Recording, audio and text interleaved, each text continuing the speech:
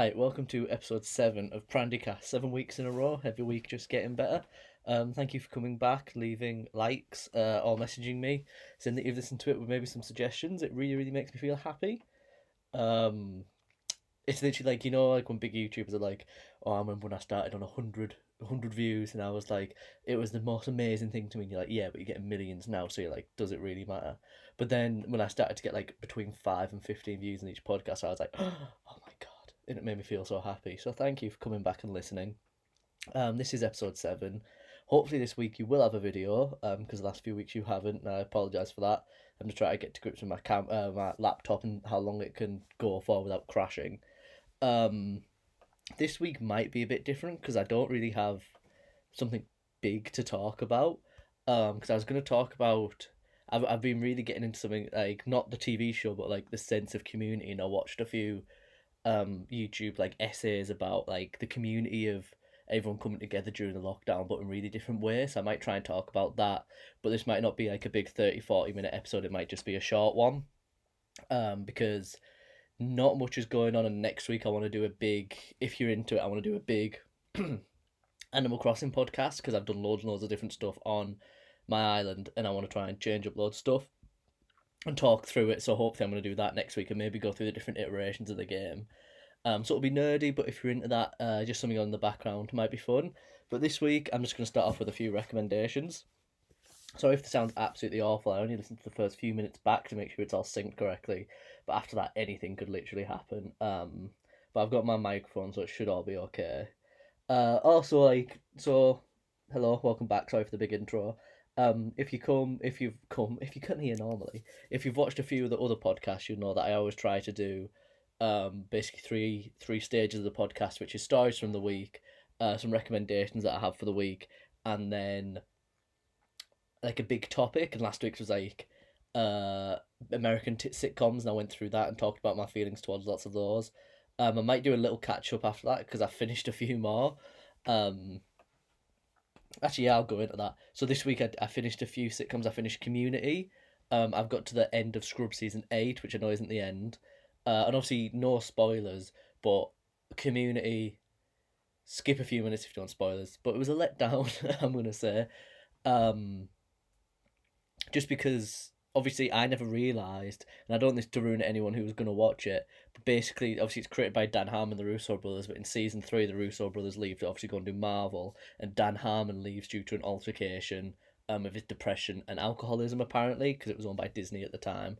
So season 4 is very, very different. Um, so season 5 and 6. And it's just a shame because it was so like the first 3 seasons. I'd still recommend saying go watch them because they're absolutely fantastic. But yeah, towards the end, it was a bit like Game of Thrones. I was like, oh, Jesus Christ, this has got a bit shit. But I'm not going to dwell too much on it. But yeah, I made a silly decision of ending a few different seasons at the same time. So I ended like Community, basically Scrubs, and I also ended Afterlife on Netflix, which I was watching, which I don't know if was on my recommendations list. But Afterlife was pretty good. But it's one by Ricky Gervais. He just brought out season 2. I only watched like an episode of season 1 when it first came out because I didn't really think it was my cup of tea. And then I've rewatched it again. And I haven't watched season 2 yet, but I finished season 1. It was actually quite funny and heartwarming. So fair fucks to him. It's still as good as Ricky Gervais gets. So if you're into that sort of thing, definitely go and give it a watch. But yeah, I was in like a lull period for a day or two because I ended up finishing all the TV shows that I watched at the same time, and that was just a silly mistake. Um, yeah, it's just a shame. But one of the stories from the week, I think it was last Thursday, so the day that this went up last week. Jesus Christ, I'm like a toddler.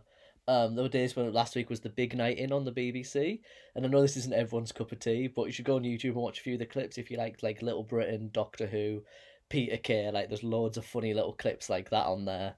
And it was like a mashup of Children in Need and Sport Relief. And it was absolutely class. I loved it. I always used to love watching Sport Relief and Children in Need. Used to watch with my family. I used to watch by myself, and then I just watch it every year. I like the little skits. It's very British humour, family humour, but I think it's quite funny.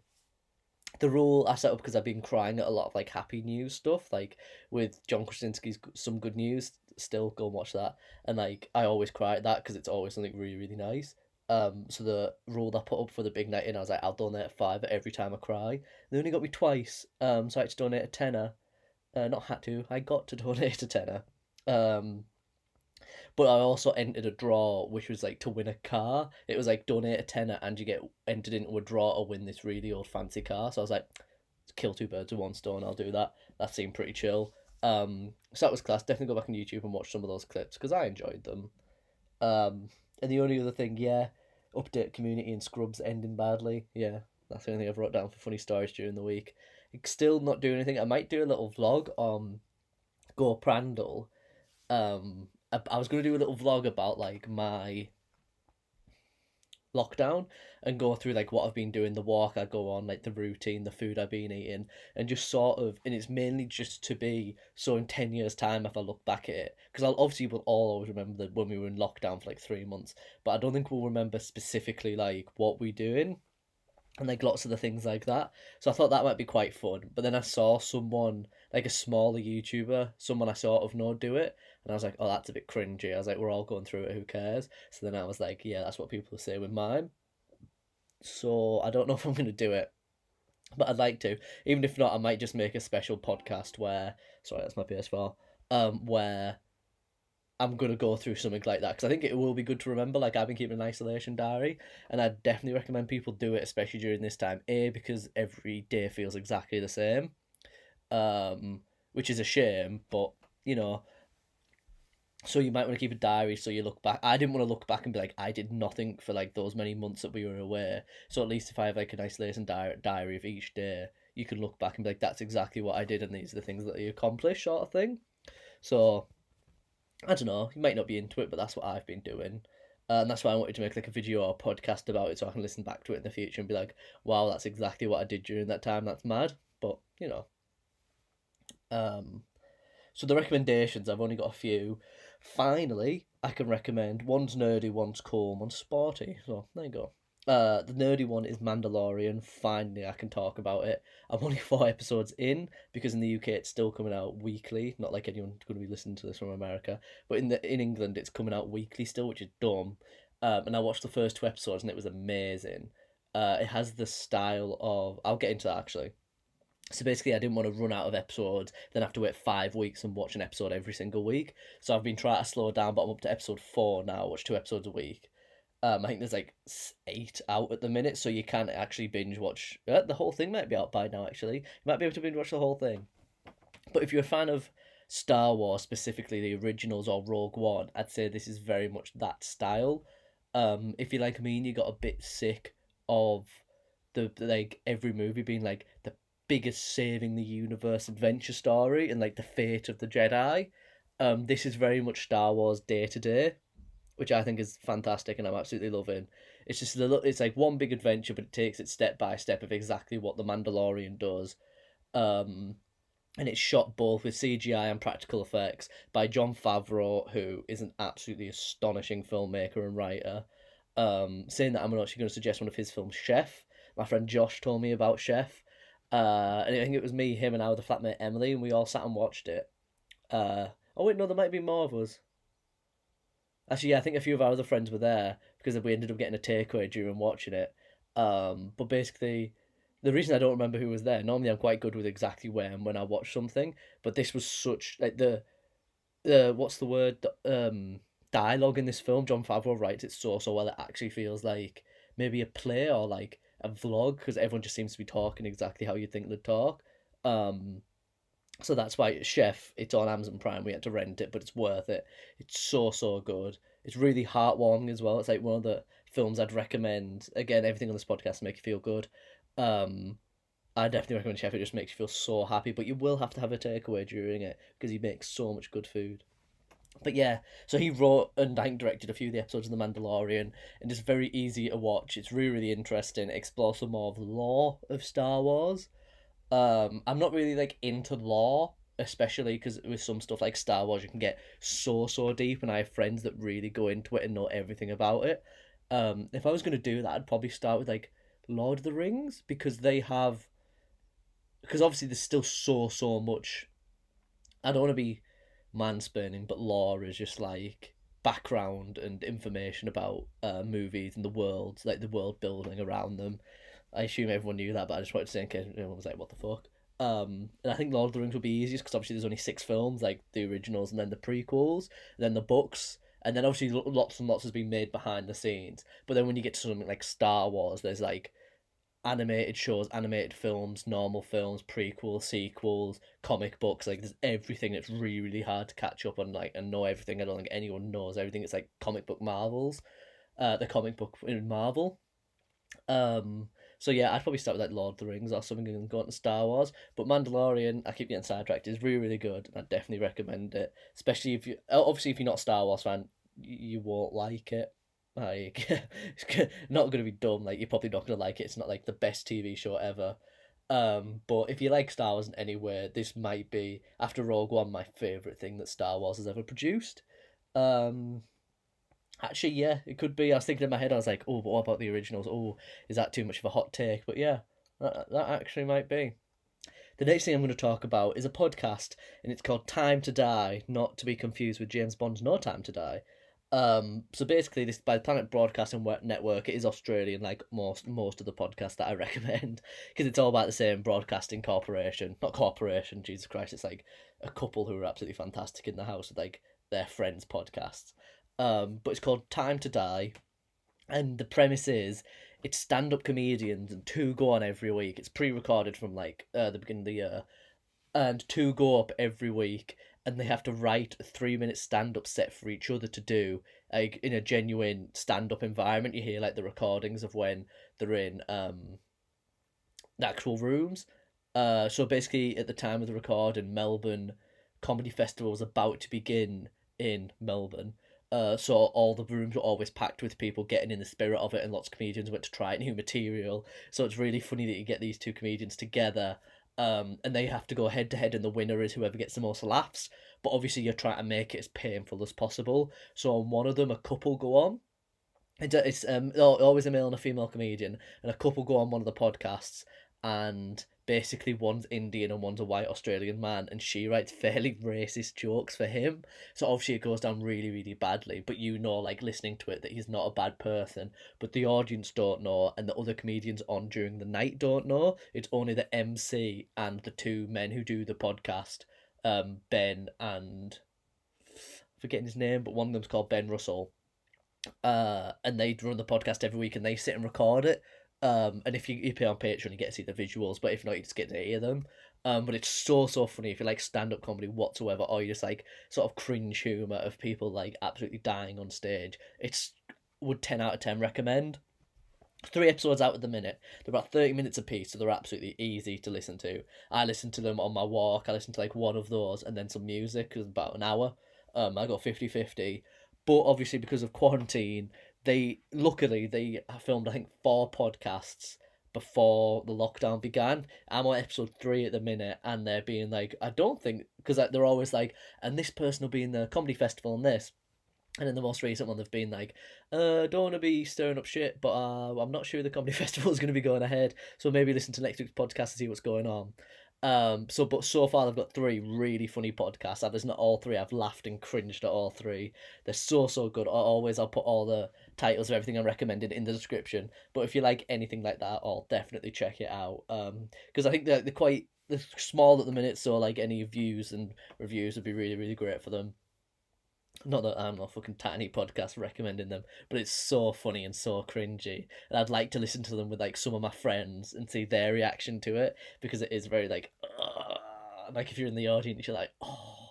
But yeah, there's 3 episodes out at the minute. I've listened to 2 fully, halfway through the third one, and I decided to record mine. But I will be listening to that when I go on my walk later. So definitely recommend that. Then the final thing, which is something I turned my nose up at the beginning because I'm an idiot. It's a documentary on Netflix, and it's called. I recommend this to my friend Harry. If you're into sport at all, or even if you're not, because I'm not really like I like sport. I like playing sport, but I'm not really like into it. I don't purposely watch it every single week. Oh Jesus, be quiet. Um,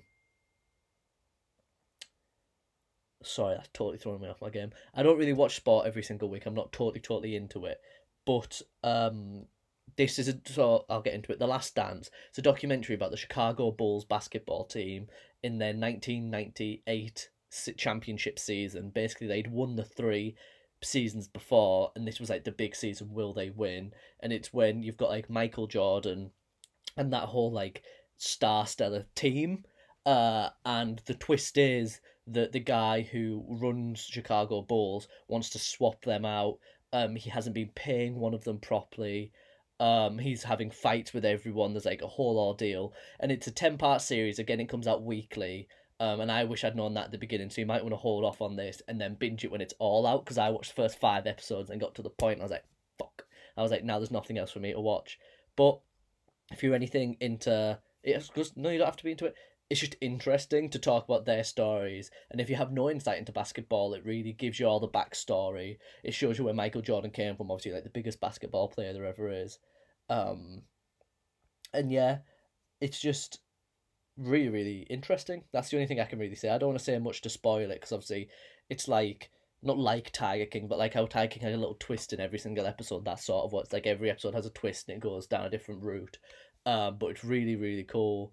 Um, yeah, I don't know. Give it a watch. I'm trying to say I'm like I don't want to be too boring and not say anything, but I also don't want to give everything away. So basically, Chicago Bulls, and it's them in their '98. Will they win the championship? Probably the biggest season for basketball because after this they're going to try and retire some of the basketball players who don't want to retire. They want to retire the coach, but the other basketball players won't play if they don't have the coach. We think I haven't finished it. Don't know what happened yet, but I'm really excited, and I hope you like it too. Um, so that's all my recommendations. Only three this week because obviously I've just been finishing other stuff.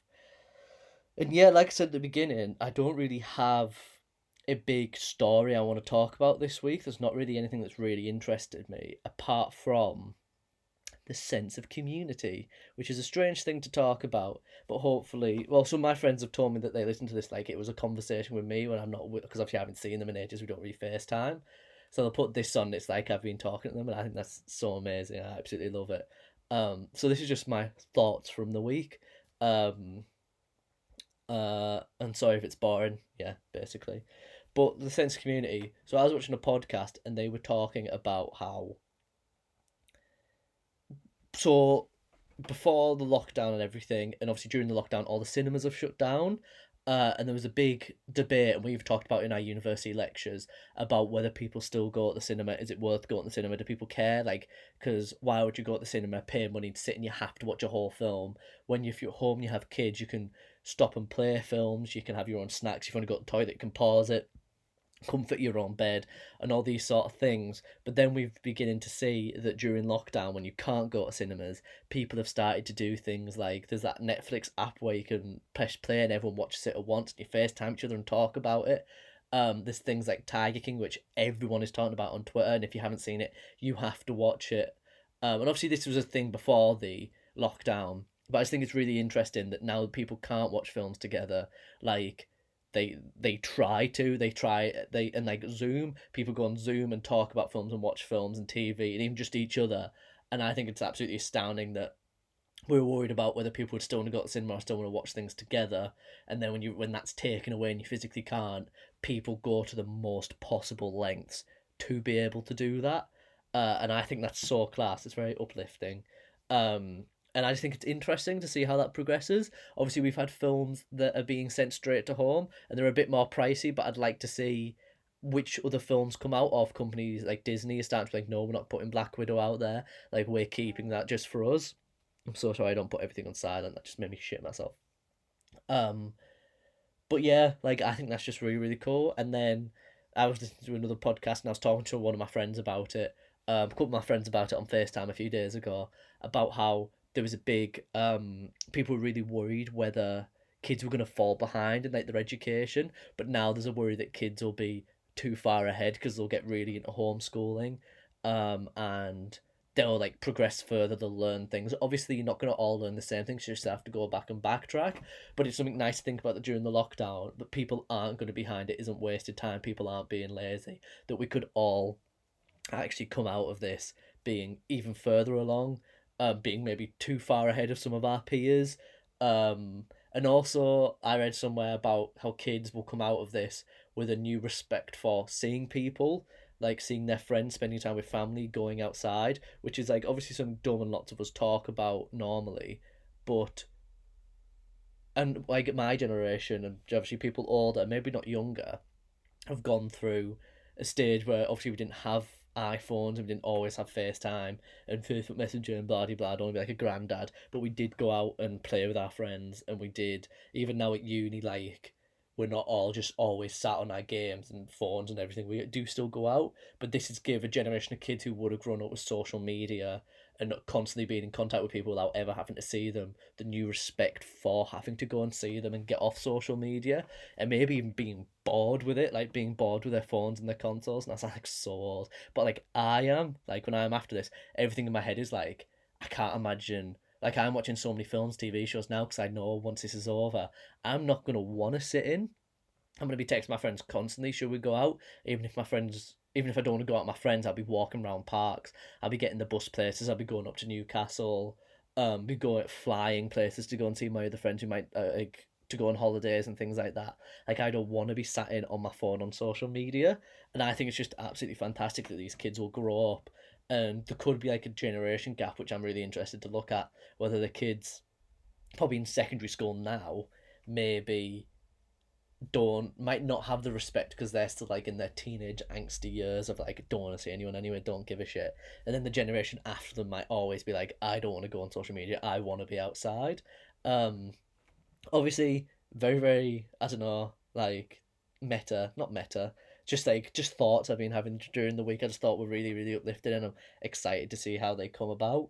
um and also like the film industry. I'm excited to see how this affects it. We're definitely going to get a shit ton of horror films that are shot like this, like literally in this scenario. I know they've done it before, like Searching and things like that. But there's going to be so many indie films that come out that have to be shot like in people's gardens or online, and there will be a whole genre that we'll look back at in 10 years' time, the same way that we look back at chav movies from the 2010s. And there was a whole resurgence of teen chav movies from London. Like just look at like Attack the Block. That's one of the most famous ones. But there's so many that we learn about, and I think this is going to be a very apparent time of online Zoom movies, basically. And it's interesting to see that because again, I'm like my goal now. Obviously, I'm going at my third year, and even just talking about like kids having a new respect. Everyone who I'm friends with have talked about how much we're going to make third year count. Now we've seen some of our other friends have it taken away. I have friends who are in third year doing the dissertations, and they've had their last few months taken away of partying, not partying, but like going out drinking, seeing the friends, doing the dissertations, like sitting in uni. I'm really upset because one of my favorite memories of first year, like not foundation, first year of university, is it was me and my friends Joe, Sean, and Adam, and we were all really really revising hard for a exam because me and Joe hadn't done any, like not hadn't done any, we'd done quite little revision, and we were absolutely like bumming it for a week in the library. And we had our own tables that we always sat at. We had a vending machine we used to always get our food from, and like we had a little ritual of like what we do each day, and it was just so fun. And I'm upset that we didn't get to do that second year, and I assume we will third year with our dissertations. But it was like, it's like when you were in school and you had your GCSEs coming up and everyone was revising with each other, and it was just fun. You had like little study groups. And obviously watching Community, that really made me upset. Especially like obviously I'm not gonna ruin Community, but obviously at the end it's the end of community college, so you can guess what sort of happens, and that made me really really anxious and upset of what's gonna happen at the end of next year when I move away, lots of my friends move away, and just what that has in store. Um, so that's obviously, I've sort of gone off track now. I can't remember what I was talking about, but that's made me excited for the next year. Oh, that's what I was going to talk about. What I'm going to do next year. So that means we've all talked about how much we're going to do together, even partying, going out and doing stuff, going places, flying places. We want to be outside and together. But the other few things I was talking about movies, wasn't I? Some of the things that I've talked about just personally, I think this year, because obviously after you graduate, I don't know what if I'm going to get a proper job, if I'm going to be unemployed for years, if I'm going to go straight into career, if I'm going to go and do a master's. But this is the last year I think I'll have proper free time. So just a little heads up, I'm going to try and make a photo book this year. And if you don't know what a photo book is, pretty self-explanatory. It's where photographers, mainly film photographers that I've seen, make literal albums, but obviously they're printed. But they're very, very like I've always looked at them and been like, oh, that's cool. But then I started watching some film photography YouTubers, and they talk about exactly how the layout of the books, the style of book, how big it is, what shape it is, the fabric on the front cover, like, and how that has so many um that how that dictates so much about how you read that book, and how you take in the photography and the story that's within the pictures, that I think lots of people won't understand if you just flick through photo books. Like, they were nice pictures, but if you actually look at them in the context of the book, how that tells the story. And I'm going to try and do one of those. My plan is to make one about film photography in together with music. So my idea is, I don't know, it's probably been done to death, but when I've been listening to songs, I always have a very vivid imagination of things going on during that time. Like, not to ruin one, but one could be Heaven is a Half Pipe, and I wanted to get a picture of like me or some friends on skateboards dressed as angels and get some cool pictures. Obviously, it doesn't directly link to the song. It's not any lyrics, but I just like it. That's what that song reminds me of. That sort of thing. Um, so yeah, I'm just really excited to do something like that. And also, I see other photographers take pictures, and that gives me an idea of something similar to that, but completely different. Obviously, you need inspiration everywhere. I'm not like copying, but I've been noting down pictures I want to take, because for a while now I've been taking pictures of things and being like, how do photographers really do it? But then I've sort of started to understand that you begin to have these ideas of what you're doing, what you want to take pictures of. You start to create images. They might include extra props. They might include like body paint. Hint, I don't know, like these sort of things, and I'm really excited. So I'm going to try and make a photo book this year. Not even try and sell it. Obviously, I could try and sell it, but probably give them out to like my close friends and family and just be like, "What do you think of this? Like, this is quite cool." And even just something to have later on in life to be like, "This is what I made in university," or if I was going to get into photography, to go to an employer and be like, "This is what I've made so far." So that's one idea. And then the other idea that I want to try and get out this year is, after watching The Last Dance and also Tiger King, even though Tiger King I wouldn't even call a documentary, and watching Free Solo, I've really got into the idea, because lots of people ask me, what type of films do you want to make? Do you want to make blockbusters, indie films? Do you want to make like art films? Which is like, if you watch on Netflix, it's like moving art and they just film like landscapes. Or do you want to make documentaries? And I've really started to get into the idea of creating documentaries now. Um, and Joel, if you're listening, I need to talk to you, because this heavily involves you. But because for a while I've been wanting to do a documentary, and I was like, I feel like I've got enough equipment that I could, and like also I could buy like mics, some lighting. Because I mean, this looks absolutely disgusting, but hopefully my videos on GoPro will look better. But the idea is that to create a documentary on something, I have a very close personal connection to. Obviously, not all documentaries do that, but for a while I struggled, because I was like, there's not really much I can do without it being like, this is a documentary of life of a student in Newcastle. So is that a documentary, or is that just a day in the life like Dan and Phil used to do in 2011?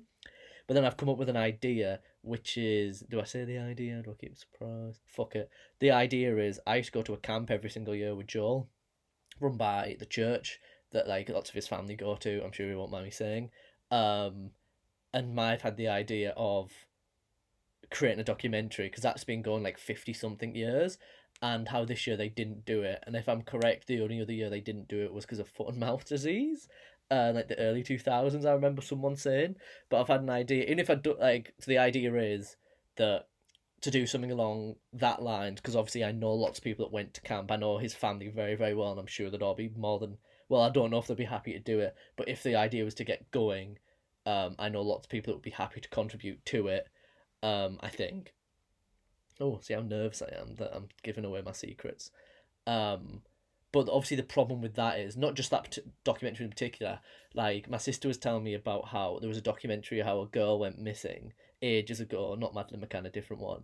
And then obviously Tiger King, and someone was like, how come Tiger King gets all of this ammunition and all of this respect like online of people talking about it, and this one about a girl being killed isn't getting that, and like she, because I think she was missing, like her family should get all this attention, the media should get this attention.